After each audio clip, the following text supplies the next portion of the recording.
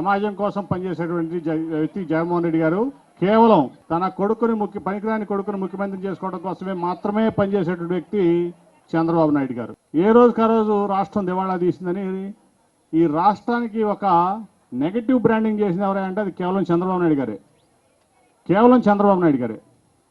పేదవాళ్ల కోసం ఇంత చేస్తా అంటే జగన్మోహన్ రెడ్డి గారు దాన్ని నెగటివ్ ప్రోపగండా చేపించి నిధులు అందనీయకుండా రకరకాల కేసులు పెట్టి రకరకాలుగా ఆయన ఇబ్బంది పెట్టినా మరి ఆయన ఎక్కడి నుంచి ఏ రకంగా డబ్బు తీసుకొచ్చి మీ అందరికీ 2,00,000 కోట్లు ఇచ్చాడంటే నిజంగా ఆయన భగవంతుడి కంటే ఎక్కువ అని నేను భావిస్తున్నా. అమరావతి పూర్తి చేయలేదు, రుణమాఫీ చేయలేదు, డ్వాక్రా రుణాలు మాఫీ చేయలేదు, రైతు రుణమాలు మాఫీ చేయలేదు. నువ్వు చెప్పిందంతా బోగస్ కళ్ళ ముందు కనపడుతుంది. విజయవాడను పాతనగరంగా చేశాడు ఆయన. ఇప్పుడు 2 అంబేద్కర్ గారికి గౌరవం ఇచ్చారు. పాయింట్ నెంబర్ 1 ముఖ్యమంత్రి గారు దాన్ని కడతాన్నారు, విగ్రహం కట్టి చూపించారు రాష్ట్ర నడిబడిలో, విజయవాడ నడిబడిలో. అందరికీ నమస్కారం. నిన్న మేమందరం కలిసి విజయవాడ తెలుగుదేశం కృష్ణా జిల్లా, ఉమ్మడి కృష్ణా జిల్లా తెలుగుదేశం నాయకత్వం కలిసి రాష్ట్ర ప్రజలు బాగుండాలని హోమం చేశాం. అది దిగ్విజయంగా జరిగింది. అంతేకాకుండా త్వరలో రాష్ట్రానికి మంచి జరగాలి, చంద్రబాబు నాయుడు గారు ముఖ్యమంత్రి అవ్వాలని కోరుకున్నాం. తప్పకుండా ఆయన అవుతారు. గత కొద్ది రోజులుగా మన స్థానిక ఎంపీ కొంచెం మతి భ్రమించి ఇష్టం వచ్చినట్టు మాట్లాడుతున్నారు. వారికి ఓటమి భయం పట్టుకుంది. ఆ ఓటమి భయంతో ఆయన ఏం మాట్లాడుతున్నాడో ఆయనకే అర్థం కావట్లేదు. కొంతమంది పిచ్చి కుక్కలని, ఊర కుక్కలని ఇట్లా ఇష్టం వచ్చినట్టు మాట్లాడుతున్నారు. నిజంగా గుర్తుంచుకోనని కుక్కలకి విశ్వాసమైనా ఉంటుంది. నీకు ఆ మాత్రం విశ్వాసం కూడా లేదు. నిన్నింత వాడిని చేసిన చంద్రబాబు నాయుడు గారి మీద విశ్వాసం లేకుండా ఉన్నావు. వాటికి ఉన్న విశ్వాసత కూడా నీ దగ్గర లేదు. అంతేకాకుండా ఒకటే చెప్తున్నాం, నీకు మతి భ్రమించింది. పక్షులు ఒకే రకం పక్షులన్నీ ఒకే గూటికి చేరినట్టు సైకోలన్నీ ఒక సైకో పార్టీ చెంతకు చేరినాయి. కాబట్టి మీరందరూ ఏమి చేసినా రాష్ట్ర ప్రజలు వాళ్ళ చంద్రబాబు నాయుడు గారిని ముఖ్యమంత్రిని చేయాలని ఎంతో ఆతృతతో ఎదురు చూస్తున్నారు. తప్పకుండా రాష్ట్ర ప్రజలు చంద్రబాబు నాయుడు గారిని 175 నియోజకవర్గాల్లో 165 నియోజకవర్గాల్లో పైగా ఉమ్మడి తెలుగుదేశం జనసేన అభ్యర్థులు గెలవబోతున్నారు. అంతేకాకుండా ఆశ్చర్యకరమైన రీతిలో పులివెందుల్లో కూడా జగన్ ఓడిపోబోతున్నారు.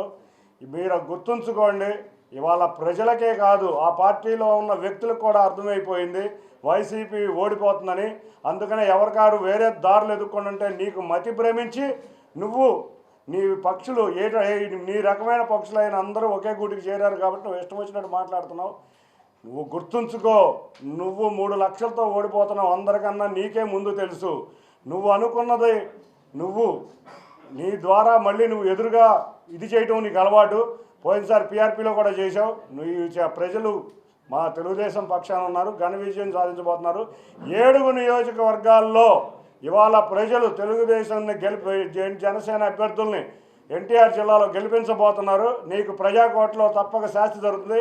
ఇక జీవితంలో ప్రజా జీవితంలో నువ్వు మిగలవని గట్టిగా హెచ్చరిస్తున్నాను. Thank you.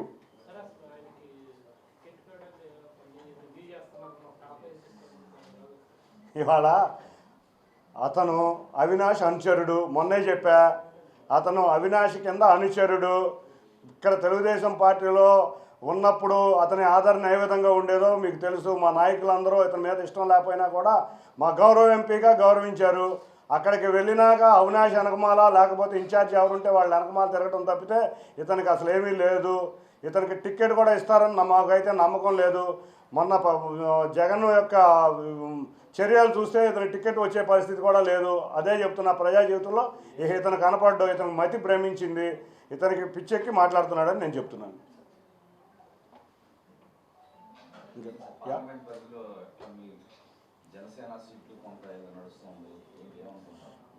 ఇప్పుడు తెలుగుదేశం జనసేన ఎవరెక్కడ నుంచోవాలనేది మా నాయకులు ఇద్దరు, పవన్ కళ్యాణ్ గారు, చంద్రబాబు నాయుడు గారు ఒక డెసిషన్కి వచ్చారు. వారు త్వరలో అనౌన్స్ చేయబోతున్నారు. అంతేకాకుండా ఉమ్మడి మేనిఫెస్టో కూడా అరేంజ్ చేయబోతున్నారు. మేమందరం ఎవరిని అనౌన్స్ చేసినా కూడా కలిసికట్టుగా ఉండే 7 అసెంబ్లీ నియోజకవర్గాల్లో అభ్యర్థిని తప్పకుండా గెలిపించుకుంటాం. Thank you. Yeah, thank you అండి.